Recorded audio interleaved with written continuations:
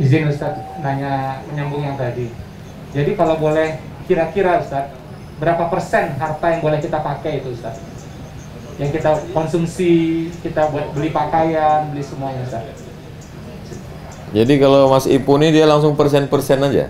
Luar biasa. Ini Ahlan wa sahlan wa marhaban biqudumikum Syekhuna Al-Fadil Syekh Labib hafizahullah wa saddada khutah nafa'anallahu bi ghaziri ulumihi asa yakuna hadzal liqa'an tayyiban mubarakan fih. Marhaban fi baladikal awwal. Selamat datang untuk Syekh Labib di negerinya yang pertama. Negerinya yang kedua, kampung halamannya. Mudah-mudahan betah di Indonesia insyaallah. amin, amin, amin, amin. Berapa persen harta itu boleh kita nikmati? Nabi SAW menjenguk seorang sahabat yang sedang sakit.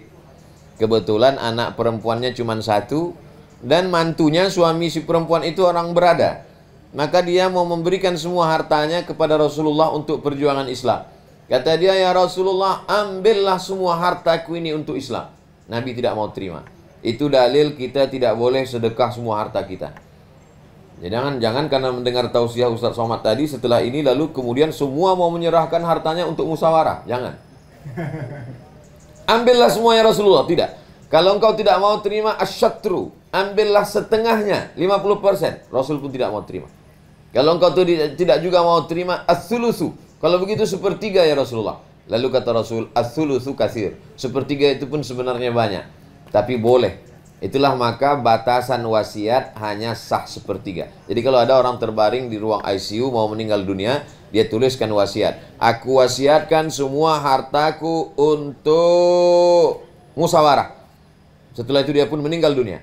Maka hartanya semua misalnya 10 miliar. Maka yang jatuh ke musyawarah hanya 3 miliar 333 juta. Yang 6 miliar 666 juta tetap dibagikan kepada ahli waris. Nah, ini tentang harta. Jadi ada yang zakat sudah ada jelas 2,5%.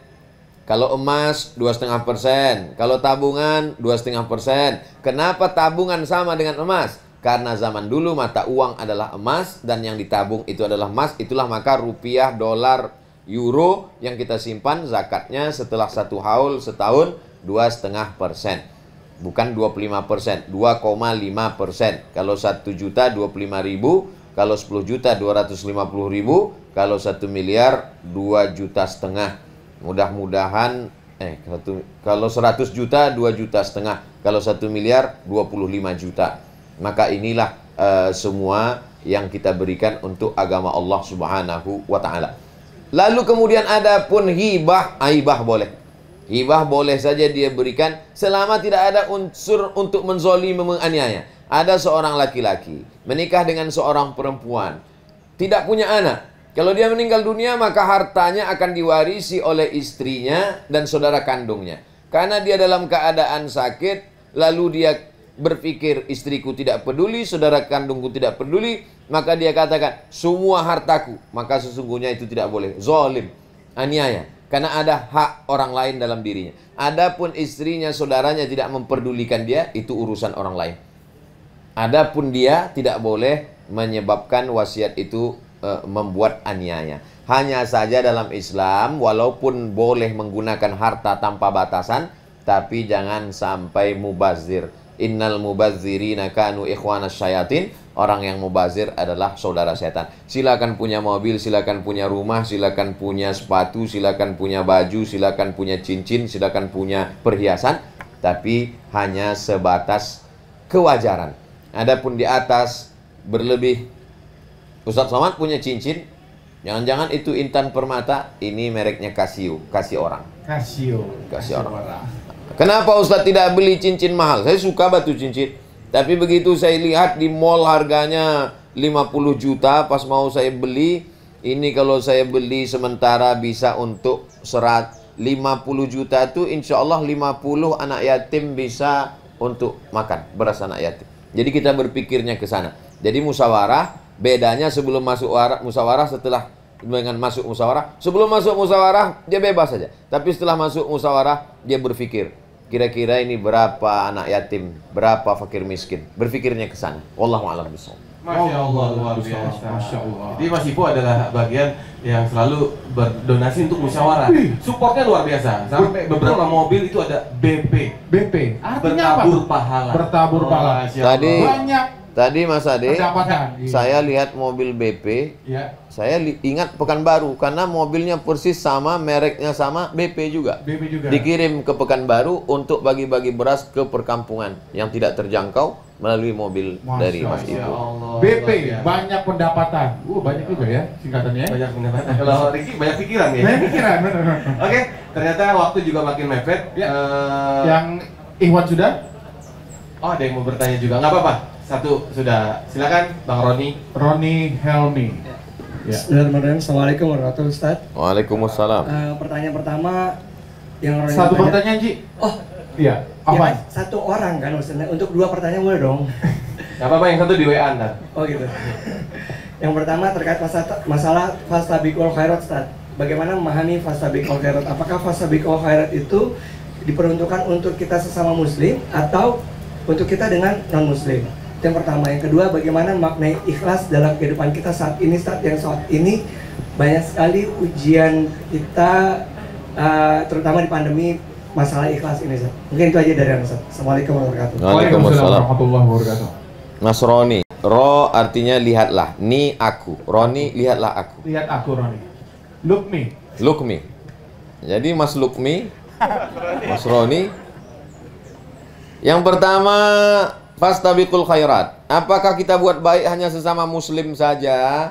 Ada seorang sahabat namanya Asma, perempuan. Asma punya ibu non muslim, tidak Islam. Ibunya datang dari kota Makkah untuk bersilaturahim ke kota Madinah. Lalu kemudian Asma takut bertemu dengan ibunya karena beda agama. Lalu kemudian dia bertanya kepada Nabi SAW, "Ya Rasulullah, wahai Rasulullah, ummi qadimat, ibu saya datang. Afa asiluha, bolehkah saya menyambung silaturahim dengan ibu saya?" Kata Nabi, "Siliha, sambunglah." Lalu kemudian dia bertanya lagi, "Afa u'tiha, bolehkah saya memberikan hadiah untuk ibu saya yang non muslim?" Kata Nabi, "I'tiha." Itu dalil boleh menyambung silaturahim dengan beda agama dan boleh saling berbagi hadiah. Makanya kata Syekh Atiyah Saqar, ulama Azhar, dalam fatwa Azhar, boleh membagi daging hewan kurban kepada non muslim. Sama-sama daging. Jangan mentang-mentang non muslim dikasih lemak nggak ada dagingnya. Nah, ini begitu Islam mengajarkan tentang kelapangan hati. La yanhakumullahu 'anil ladzina lam yuqatilukum fid din. Kalau mereka yang berbeda agama itu tidak memerangi kamu, walam yukhrijukum min diyarikum, tidak mengusir kamu dari kampung halaman kamu, antabarruhum, kamu boleh berbuat baik kepada mereka, wa tuqsitu ilaihim, kamu boleh bersikap adil kepada mereka. Wala yajrimannakum shana'anu qaumin 'ala alla ta'dilu. Jangan hanya karena kebencian kamu kepada orang, kepada golongan, alla ta'dilu, membuat kamu tidak bersikap adil. Justru dengan interaksi sosial itu akan membuka hidayah. Saya masuk Islam selama ini tidak tertarik dengan orang Islam, Pak Ustadz, tapi dengan kelembutan, kebaikan orang Islam menjadi terbuka pintu hidayah. Jadi fastabiqul khairat, sesama sebangsa, setanah air, sama-sama manusia di seluruh penjuru alam. Begitu Islam menawarkan, wa ma arsalnaka illa rahmatan lil alamin, semesta alam. Lalu kemudian pertanyaan Mas Roni yang kedua adalah tentang ikhlas. Beliau mengaitkan ikhlas tentang kita menerima berbagai macam ujian hidup, COVID, sakit, bangkrut, rugi, dan lain sebagainya.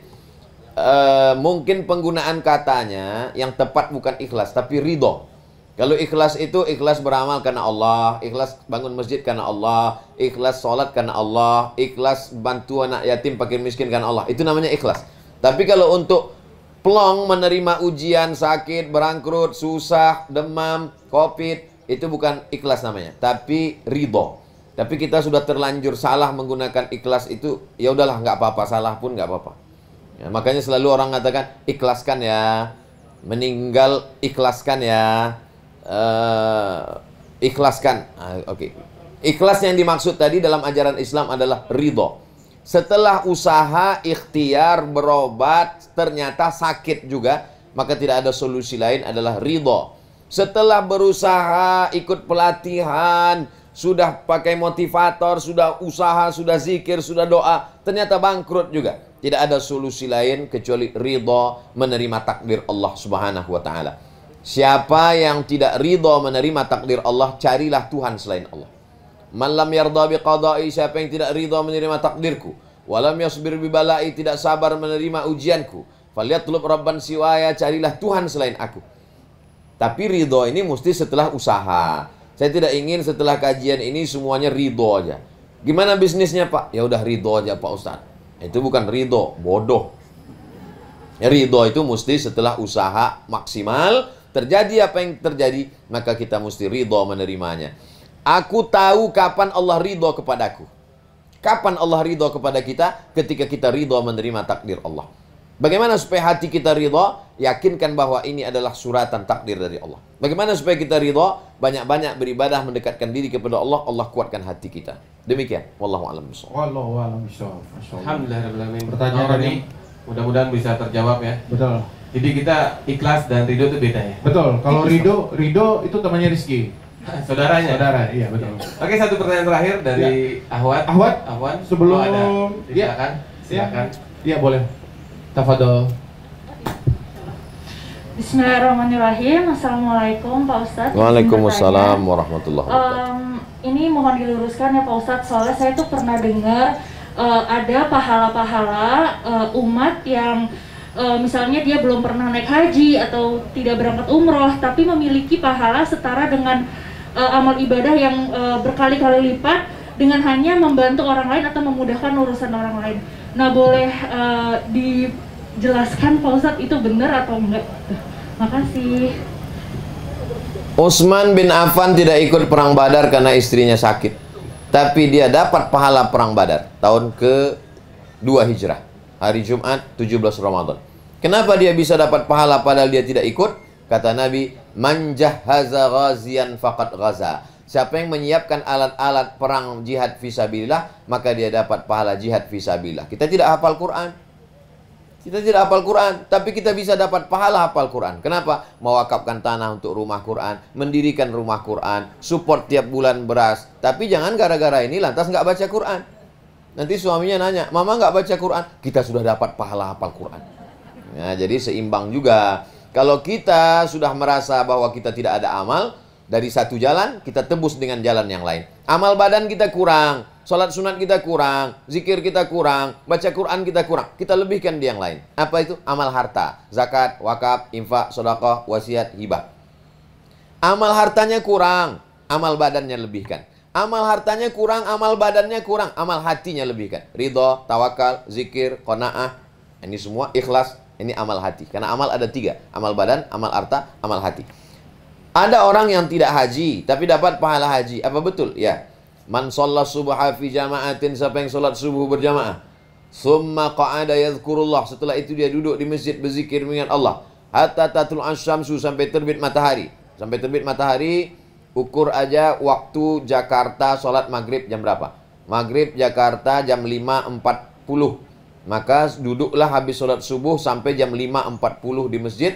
Zikir, baca Quran, sholawat, istighfar, tasbih, tahmid, takbir sampai jam 5.40. Lalu setelah itu kemudian sholat sunat isyraq 2 rakaat. Hadisnya dalam kitab Sunan At-Tirmidzi. Status hadisnya hadis hasan, tidak ada ikhtilaf di antara ulama, boleh diamalkan. Syaratnya sholat subuh berjamaah, duduk berzikir mengingat Allah sampai terbit matahari, sholat sunat isyraq 2 rakaat, kanat lahu ka ajri hajjatin wa umrah, dapat pahala seperti haji dan umrah. Tapi jangan gara-gara ini yang sudah bayar ONH uangnya diminta lagi. Man yassara an mu'sirin yassarallahu anhu yaumal qiyamah. Siapa yang memudahkan kesulitan orang, Allah mudahkan pula urusannya pada hari kiamat. Wallahu fi aunil 'abdi maka al 'abdu fi auni akhi. Allah akan senantiasa menolong seorang hamba selama hamba itu mau menolong saudaranya. Bukan satu jalan menuju surga, ada pintu babus sedekah, ada pintu babus shalah, ada pintu babul jihad, ada pintu babur rayyan untuk yang puasa sunat, macam-macam banyak pintu. Kalau bisa kita masuk dari semua pintu seperti Abu Bakar Siddiq radhiyallahu anhu. Amin ya rabbal alamin. Wallahu a'lam. Wallahu a'lam bishawab. Jazakallahu khair guru atas jawaban dan pencerahannya. Mudah-mudahan apa yang disampaikan bermanfaat buat kita. Untuk sesi kali ini di Q&A tanya jawabnya kita stop dulu ya. Sudahi dulu karena sebentar lagi kita akan mendengarkan azan zuhur dan sholat berjamaah. Ya, mungkin baik, sebelum sholat zuhur ya, kita doa dulu bersama guru. Mudah-mudahan Semuanya. apa yang diniatkan pagi hari ini Ya. kita mendapatkan balasan pahala kebaikan dari Allah Subhanahu wa taala. Kepada Guru. Astaghfirullahalazim, astaghfirullahalazim, astaghfirullahalazim alladzi la ilaha illa huwal hayyul qayyum wa atubu ilaih. A'udzu billahi minasyaitonir rajim. Bismillahirrahmanirrahim. Alhamdulillahirabbil alamin arrahmanir rahim maliki yaumiddin. Iyyaka na'budu wa iyyaka nasta'in. Ihdinas shiratal mustaqim. Shiratal ladzina an'amta 'alaihim ghairil maghdubi 'alaihim waladdallin. Amin. Allahumma shalli ala sayidina Muhammad wa ala ali sayidina Muhammad. Allahumma inna natawassalu ilaika biqiraatil Fatihah. Kami bertawassul kepadamu ya Allah dengan amalan bacaan surat Al-Fatihah. Antu yassir lana umurana, mudahkan segala urusan kami. Wa taqdi hajatina, tunaikan segala hajat kami. Wa taghfir lana ma madha, ampunkan segala silap salah kami.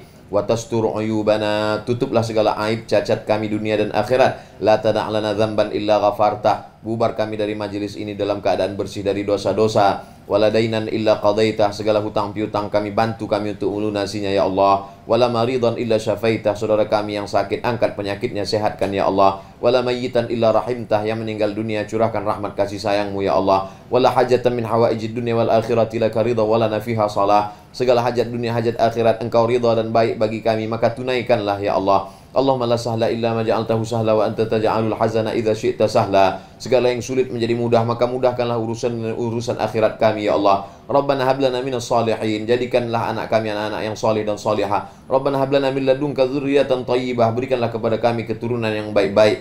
Rabbana hab lana min azwajina wa dzurriyyatina qurrata a'yun, jadikanlah pasangan hidup kami, anak cucu kami orang-orang yang sejuk dipandang mata. Waj'alna lil muttaqina imama, jadikan kami menjadi pemimpin bagi orang yang bertakwa. Allahumma rzuqna rizqan halalan tayyiban mubarakan fih, berikan kami rezeki yang halal yang barakah supaya kami bisa berwakaf, berinfak dan bersedekah. Allahumma surah sudurana, lapangkanlah hati kami menerima segala ketetapan takdirmu ya Allah. Allahumma ja'alna radina liqada'ik, jadikan kami orang-orang yang ridha menerima takdirmu ya Allah. Allahumma alif baina qulubina, satukan di antara hati kami. Allahumma ja'alna minal mutahabbina bijalalik, jadikan kami orang-orang yang berkasih sayang bersaudara dalam bingkai musyawarah ya Allah. Allahumma ja'alna minal mutahabbina bijalalik wa azillana tahta zilli arsyika yawma la zilla illa zilluk, berikan kami naungan di padang mahsyar, pada saat itu ada tempat bernaung berlindung kecuali hanya engkau saja ya Allah. Allahumma jama'na ma'al habibil mustafa fi jannatikal ula, sebagaimana engkau satukan kami di majlis ini, satukan pula kami nanti di surga bersama Nabi Muhammad sallallahu alaihi wasallam. Rabbana atina fid dunya hasanah wa fil akhirati hasanah wa qina adzabannar. Wa sallallahu ala nabiyyina Muhammad wa ala alihi washabbihi wasallam. Walhamdulillahi rabbil alamin. Taqabbalallahu minna wa minkum taqabbal ya karim. Terima kasih atas segala perhatian. Mohon maaf atas segala kesilapan dan kekhilafan. Kita tetap senantiasa bersama dalam doa. Wassalamualaikum warahmatullahi wabarakatuh.